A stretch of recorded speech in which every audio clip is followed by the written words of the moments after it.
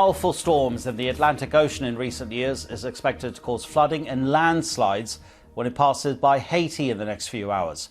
Hurricane Matthew is expected to hit the southwest of the country, bringing up to 100 centimetres of rain in some areas. It's also due to make landfall in parts of Cuba, and most recently the forecast is it's going to hit the United States. Florida and the Carolinas have been put on storm alert. Katrina Renton reports. This is Hurricane Matthew as viewed from space. You can see the eye of the storm as it slowly churns, making slow progress, moving at just 9 kilometres per hour.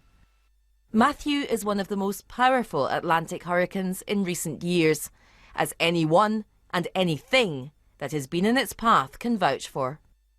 Jamaica has already seen torrential rain, the streets of its capital flooded, and no one was going anywhere from Kingston Airport, which had to be closed. Meanwhile, out at sea, a waterspout was filmed coming from dark, ominous storm clouds. And it bodes worst for people in Haiti. 2 fishermen have already lost their lives in the choppy waters around the island. For days now, people here have been preparing for Matthew. Haiti is the poorest country in the Americas and is ill-equipped to cope. Some people won't leave their homes for fear of being robbed. Others have been moved into shelters, but the conditions are poor. There are children here without food. We've been hungry since last night. I can't go home because all of my things have got wet. They brought us here, but there is no water. We do not have anything. No one has come here to speak to us. A major concern here is that Matthew is moving so slowly. The hurricane will take just as long to leave as it has taken to arrive, giving enough time for its winds and rain to cause great damage. And it's a similar story in Cuba. Earlier, the country's president, Raul Castro, lent a hand in the city of Santiago as people battened down the hatches in anticipation of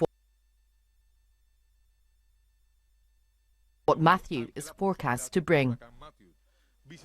For now, it still looks like a picture postcard in the Bahamas, but Matthew is set to pay them a visit in the coming days. There's no doubt Matthew is a force to be reckoned with, and no one is taking this hurricane for granted. Katrina Renton reporting, Hurricane Matthew has been affecting the Caribbean for a few days now. Our correspondent Nick Davis is in the Jamaican capital, Kingston. Nick, we spoke to you this time yesterday. You were fairly relaxed. What about today? Still relaxed. In fact, actually, I have to be fair, it hasn't been as bad as what people expected. In many respects, Jamaica kind of dodged a bullet on this. The storm actually moved. It was heading towards us, but then eventually just took a move to the northeast. And that's what's causing the real problems, or is anticipated to cause the real problems in Haiti, because it's going to go over that southwest tip of the country.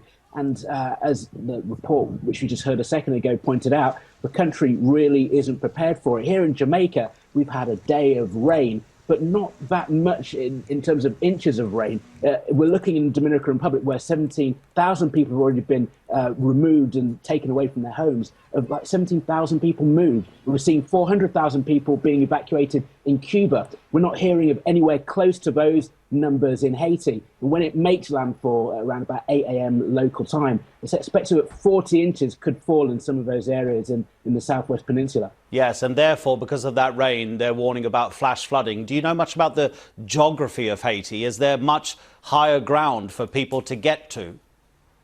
Listen, I spent a lot of time in Haiti after the earthquake in 2010. And I spent time since that down in the south. And one of the things which is really clear is the infrastructure just isn't there. Combine that as well with the fact that there's major deforestation. It's often mentioned when people talk about Haiti, but it's true. There just isn't the trees there to be able to keep the soil rooted together. You add lots of rain to that, you're going to see flooding and you're going to see mudslides. And sad to say, more than likely lives lost.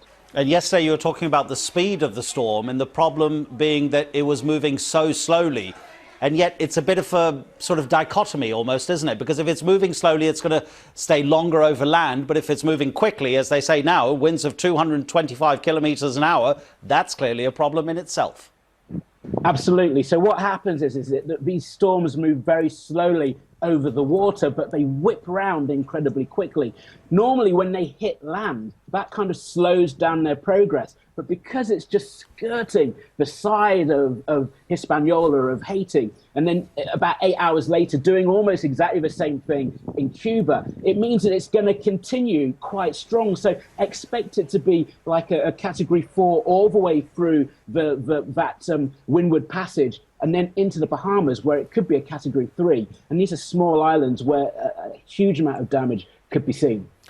Nick, thanks very much for the update. Nick Davis, our correspondent in Kingston, Jamaica.